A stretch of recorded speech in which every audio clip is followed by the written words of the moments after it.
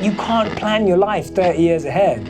You don't need to. And I think that's a pressure that we put on ourselves, like, oh my God, what am I doing? Like, what am I gonna be doing when I'm 50? And it's like, well, actually, hopefully you'll be doing something that surprises you. And why not just let your life surprise you constantly?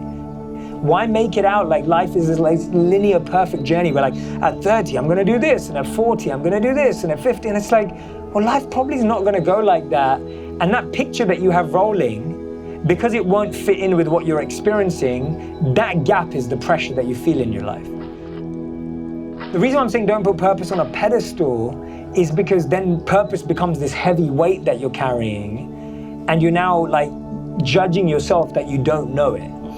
And if you instead make your goal to learn about purpose, learn about meaning, explore yourself, experiment, grow, now it becomes like, oh, I'm just experimenting, I'm just learning about myself. If you don't really have an interest, it's going to be really hard.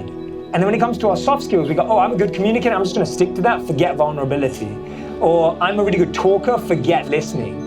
And that kind of all comes in together. And I think the point is that if we're always learning and figuring out a way to serve in whatever situation we're in, that's the best route for success, because that's something that no one can take away from you.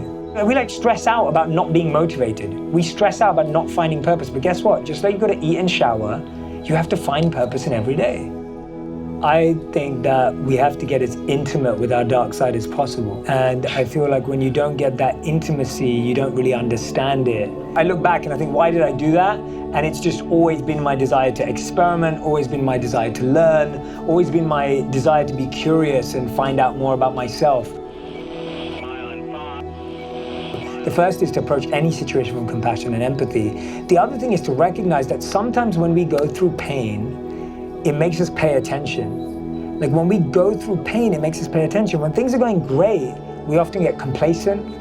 We stop worrying, we get lazy, we don't worry about anything, we're just relaxing. And as soon as you feel pain,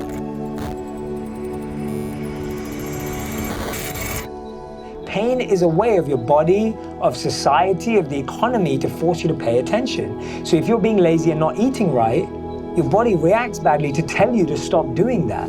So any pain that happens in your life, first of all, is saving you from more pain. And so for me, that's the shift that we have to go through. And that all comes from us deeply looking into our minds and going, where are these blocks turning up from? Where are they coming from? What are their roots? And then how can I replace them with the right conversation, the right dialogue internally? When it comes to your hard skills, focus on your strengths. When it comes to your soft skills, focus on your weaknesses. If you do those two things, your life will change dramatically. Because if you're good at something, you'll become exceptional at it.